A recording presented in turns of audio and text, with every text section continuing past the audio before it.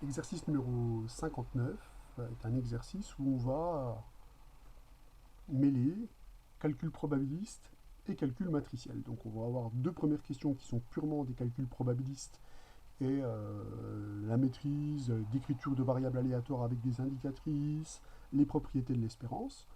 Et la troisième question sera une question d'algèbre linéaire, puisqu'il sera question de montrer qu'une certaine matrice est la matrice d'un projecteur orthogonal. Donc deux temps complètement différents dans cet exercice.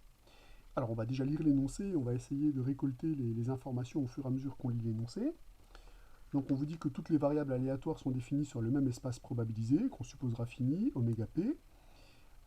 On vous donne un entier naturel supérieur ou égal à 2, et on vous dit soit x une variable aléatoire à valeur dans un n, donc là on vous dit que le support est inclus là-dedans, mais on vous annonce aussi que la probabilité que x est égal à i, c'est pi, c'est strictement positif, ce qui permet d'attester que le support de x, c'est effectivement l'ensemble des entiers compris entre 1 et n, et pour tout i compris entre 1 et n, la probabilité que x est égal à i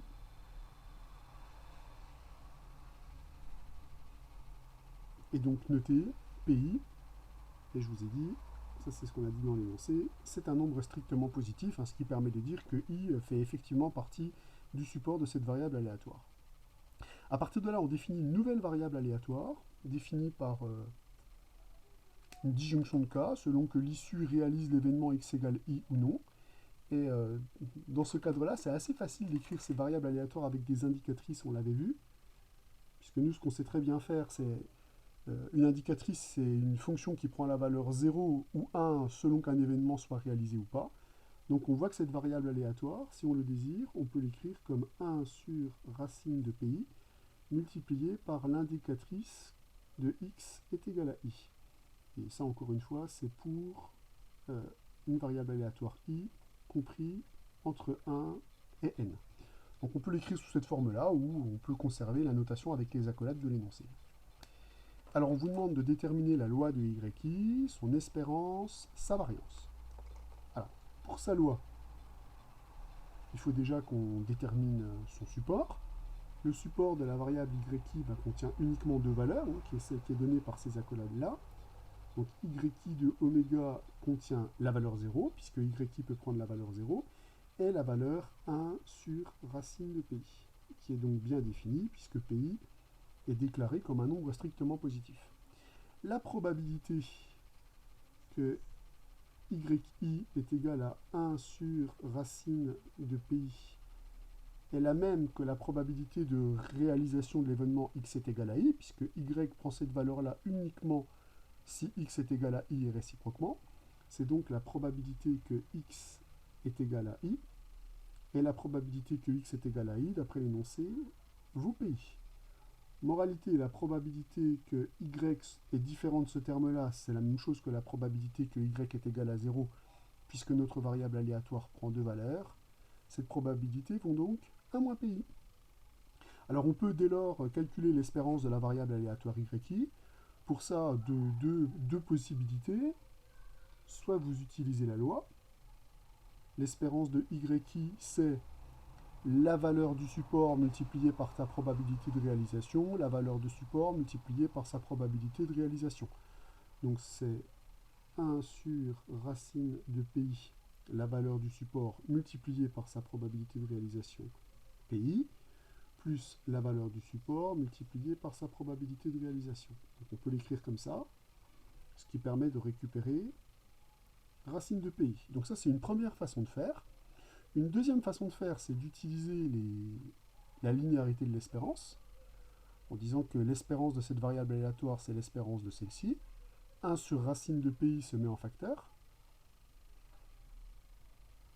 Ça sera multiplié par l'espérance de l'indicatrice de x est égal à i.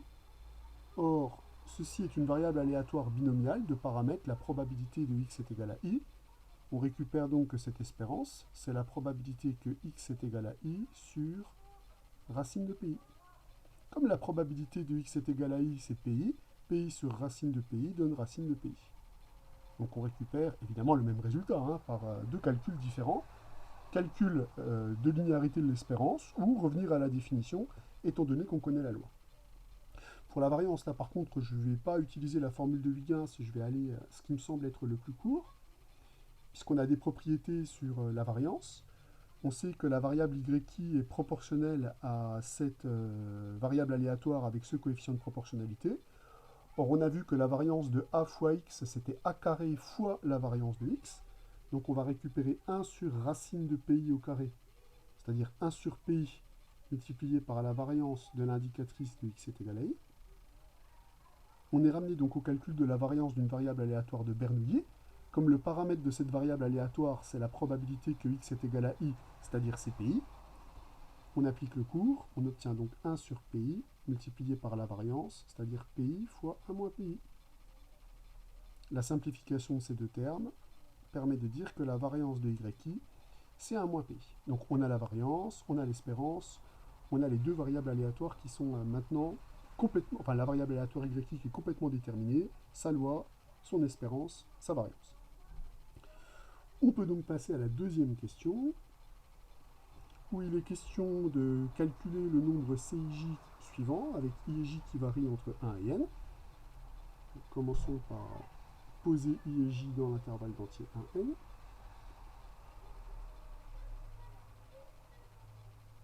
Et on va calculer CIJ. Étant donné que l'espérance est linéaire, ce qui semble être la bonne idée, ça serait déjà de développer le terme de l'espérance et utiliser la linéarité de l'espérance. Alors, ce qu'on va faire. Donc le nombre CIJ qu'on a à calculer, si je développe ce qu'il y a dans l'espérance, ça va me faire l'espérance de YI, YJ. Alors, ici, quand je développe, je vais récupérer moins MJ, YI, et dans l'espérance, le moins MJ va se factoriser. Donc, moins MJ, espérance de YI. De la même façon, moins MI, espérance de YJ. Et enfin, plus MI, MJ, l'espérance de 1, mais l'espérance de 1 est égale à 1, puisque l'espérance d'une variable aléatoire constante est la valeur de cette constante. Comme l'espérance de YI est notée MI dans l'énoncé, là on va récupérer MIMJ, MIMJ, MIMJ. Donc les deux là vont s'éliminer. Donc on obtient pour l'instant l'espérance de YI, YJ moins MI, MJ. Pour l'instant, c'est ce qu'on obtient. Voilà. Alors maintenant, reste à savoir ce que devient l'espérance de YI, YJ. Reste à savoir ça. Bon, on va calculer déjà ce que c'est que YI, YJ pour voir comment on peut calculer cette espérance.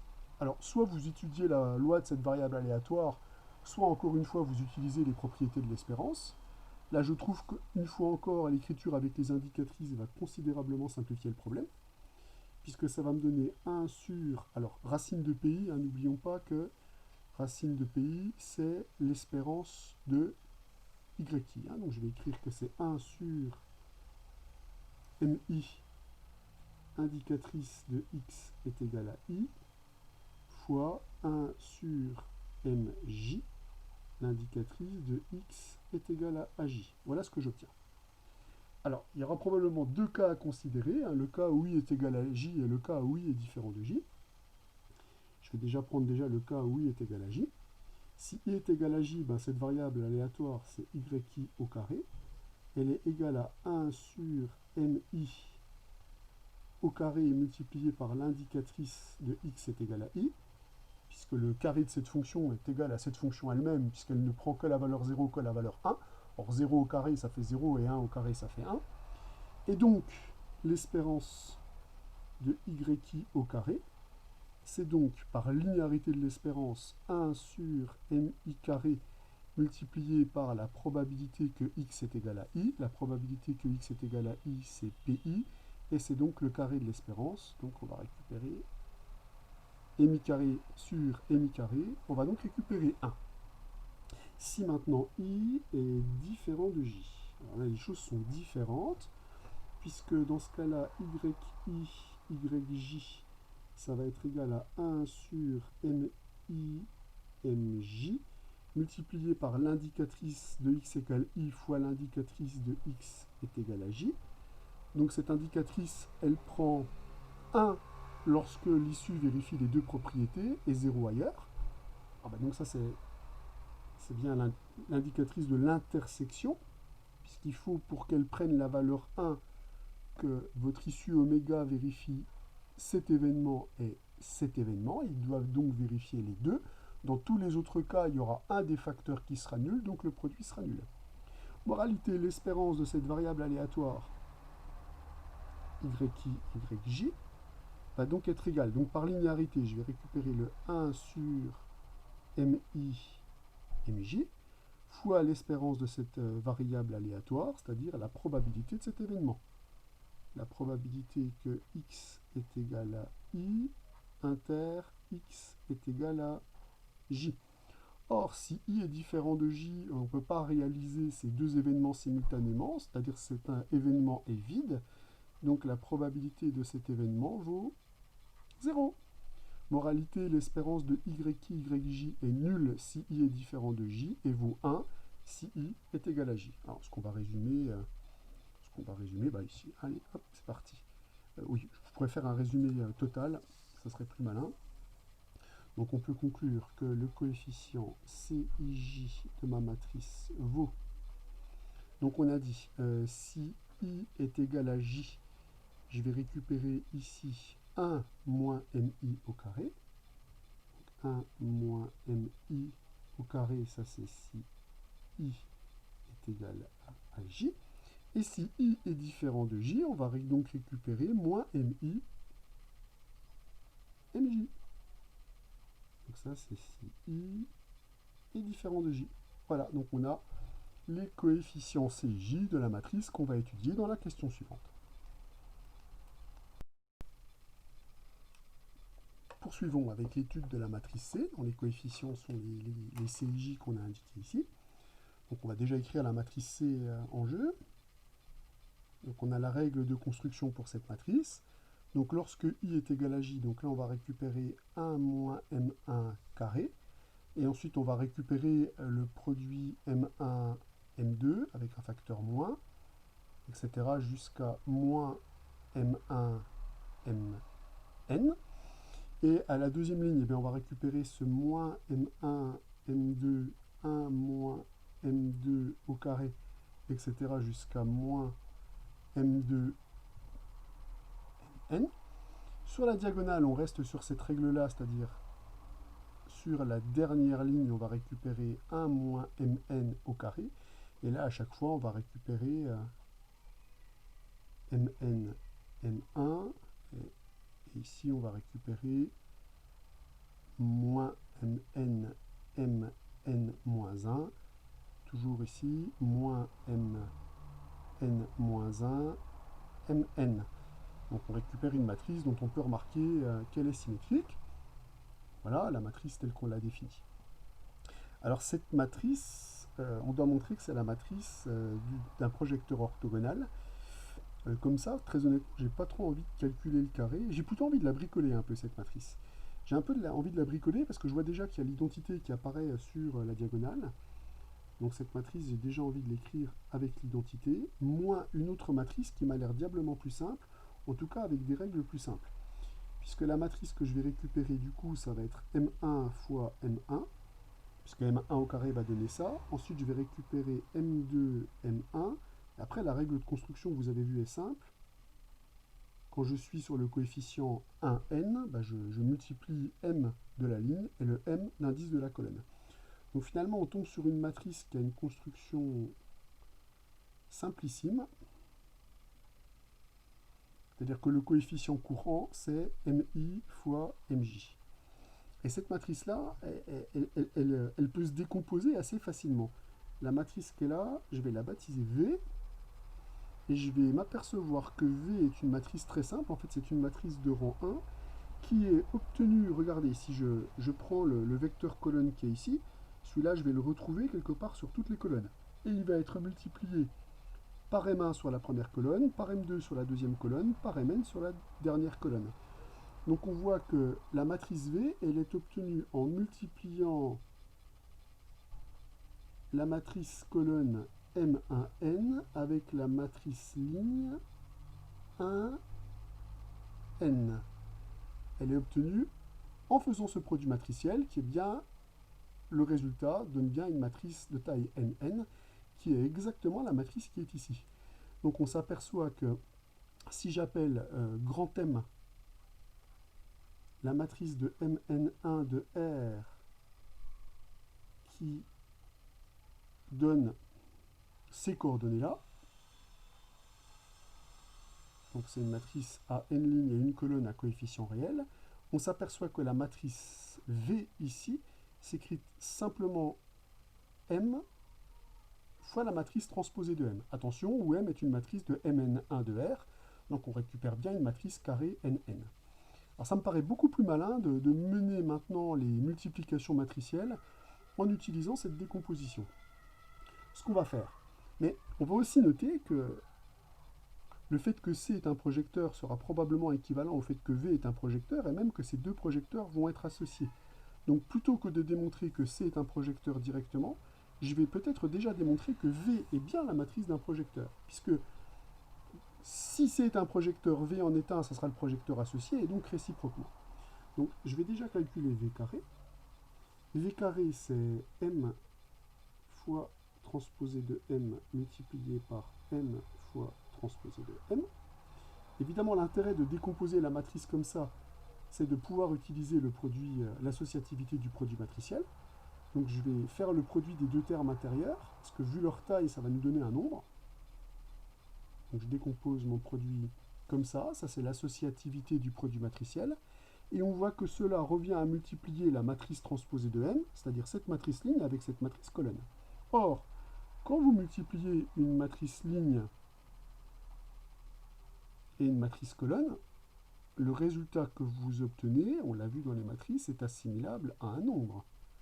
Puisque ce que vous allez récupérer ici, c'est la matrice qui possède un seul coefficient, et le seul coefficient de cette matrice, c'est la somme pour i variant de 1 à m des mi au carré. Bon, en fait, c'est la norme, le carré de la norme de ce vecteur-là, norme euclidienne bien entendu. Donc ça serait intéressant de calculer cette somme pour voir justement comment se simplifie ce terme-là, puisqu'il sera assimilable à un nombre réel. Or, je vous rappelle que mi, c'est l'espérance de yi, l'espérance de yi, c'est la racine de pi. Donc en fait, quand je calcule cette somme, la somme pour i variant entre 1 et n de mi au carré, c'est la somme des pi, pour i variant de 1 à n des pi. Et pi, je vous rappelle que c'est la probabilité que x est égal à i. Or, les événements x est égal à i quand i varie sur le support, c'est-à-dire entre 1 et n, forment un système complet d'événements. Or, la somme des probabilités d'événements formant un système complet d'événements est égale à 1. Ce qui veut donc dire que le vecteur m, vu comme un vecteur de Rn, assimilable à une matrice avec une ligne et une colonne, est un vecteur normé. Donc ce qu'on vient de démontrer dans ce calcul, c'est que ceci, finalement, est directement assimilable au nombre réel 1. Moralité, v carré va être égal à m fois transposé de m. Or, m fois transposé de m, c'est justement la matrice V. Donc on vient de démontrer que v carré est égal à V. Et donc que V est un projecteur. Alors maintenant, est-ce qu'il est difficile de montrer que C est égal à identité moins V est un projecteur? C'est un jeu d'enfant, puisque nous on sait d'après le cours que ça va être un projecteur associé. Allez, démontrons-le. Je développe le carré que je peux développer de façon usuelle, puisque la matrice identité et la matrice V commutent. Donc là, je peux utiliser l'identité remarquable quand les objets commutent. Ce que je vais récupérer donc, c'est ceci. Comme V carré est égal à V, je récupère identité moins 2V plus V, je récupère donc identité moins V, qui est égale à la matrice C. Donc on voit effectivement que C et V sont deux projecteurs associés. Donc V et C sont des projecteurs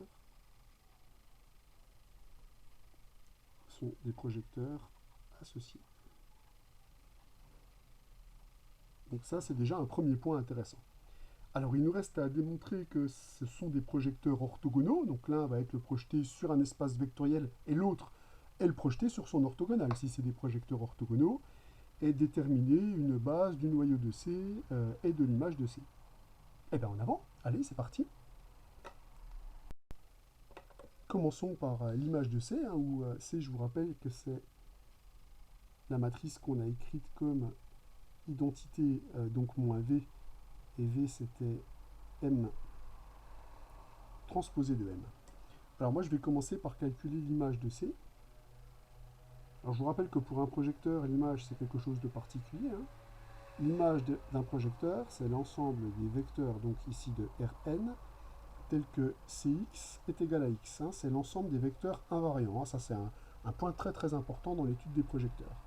Donc pour trouver les vecteurs de l'image, je dois trouver les vecteurs qui sont invariants par C. Alors je me lance dans la résolution de cette équation. Je me donne donc un vecteur x de Rn que j'assimile à sa matrice, hein. Ça on est habitué à travailler comme ça. Donc Cx, ça va me donner donc identité fois x, ça va me donner la matrice x, moins m transposé de m fois la matrice x est égal à x. Ce qui est donc équivalent à dire que les x s'éliminant, ce qui est donc équivalent à dire que transposé de m fois mx est égal à 0. Donc là, on récupère bien que l'image de C, ça va être assimilé au noyau de V, puisque ceci, c'est équivalent à dire évidemment que Vx est égal à 0, parce que là, vous retrouvez la matrice V, ce qui est donc équivalent à dire que X appartient à ker V. Alors ça, c'est pas une surprise, hein, c'est parce que les deux projecteurs sont associés. Donc, moralité, trouver l'image de C, ça revient à trouver le noyau de la matrice V. Donc pour ça, alors plusieurs voies possibles. Soit on regarde du côté du rang, soit on regarde du côté du noyau, hein. On sait que quand on a calculé un noyau, on peut regarder le rang pour pouvoir appliquer la formule du rang. Et là, je vais effectivement regarder plutôt du côté du rang, parce que le rang de cette matrice, il est très facile à calculer, étant donné que toutes les colonnes sont proportionnelles au vecteur de coordonnées M1, M2, etc., Mn. Donc là, on constate que le rang de V est donc inférieur ou égal à 1, puisqu'on voit que toutes les colonnes sont proportionnelles au vecteur M1, M2, Mn. Toutes les colonnes sont proportionnelles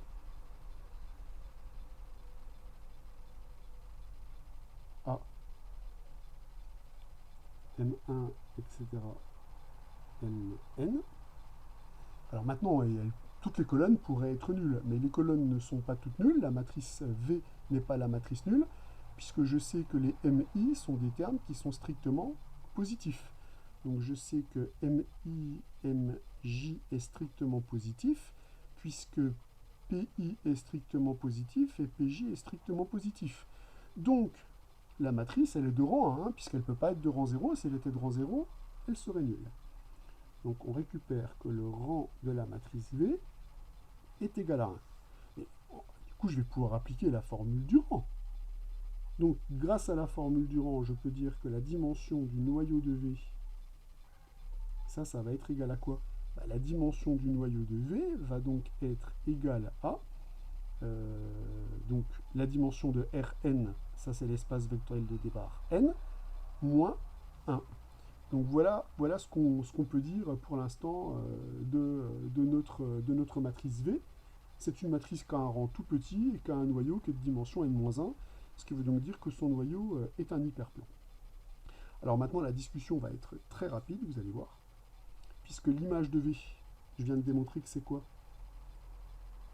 On a dit que les vecteurs colonnes, ils étaient tous proportionnels à ce vecteur-là, avec un coefficient de proportionnalité qui était a priori strictement positif, puisque les MI et les MJ l'étaient. Donc on vient de démontrer que l'image de V, c'est l'espace vectoriel engendré par le vecteur qui est ici, qu'on a appelé M. Donc c'est l'espace vectoriel engendré par le vecteur M, qui est bien un espace vectoriel de dimension 1, puisque ceci, c'est le vecteur de Rn, dont la matrice dans la base canonique, c'est cette matrice-là. Donc pour l'instant, c'est du gâteau. On n'a plus qu'à calculer maintenant ce que c'est que le noyau de V. Donc le noyau de V, je vais écrire ce que c'est. Le noyau de V, c'est l'ensemble des vecteurs x appartenant à Rn, tel que Vx est égal à 0. Mais Vx est égal à 0, ça va être assimilable à un système de n équations à n inconnus. On va donc écrire ce système, donc tel que, alors les coordonnées de ce vecteur, je vais les appeler x1, xn. Quand on effectue le produit matriciel, on va récupérer que m1 se factorise dans la première équation pour donner m1 x1 plus etc. plus mn xn est égal à 0. La deuxième équation, on va récupérer donc est m2 facteur de m1 x1 plus etc. plus mn xn est égal à 0. Et, puisqu'on obtient un système, mn facteur de m1 x1 plus etc. mn xn est égal à 0. Donc les vecteurs du noyau sont les vecteurs qui sont solutions de ce système de n équations à n inconnues. Or les mi sont strictement positifs, puisque ça fait partie des hypothèses de l'énoncé. Donc ces termes-là, je vais pouvoir les éliminer puisqu'ils sont strictement positifs. Donc on s'aperçoit qu'on obtient un système dont toutes les équations sont égales, et donc que le noyau de V, c'est donc l'ensemble des vecteurs x appartenant à Rn, tels que m1 x1 plus etc. plus mn xn est égal à 0. Et là, on reconnaît quoi? On reconnaît le produit scalaire entre le vecteur m et le vecteur x.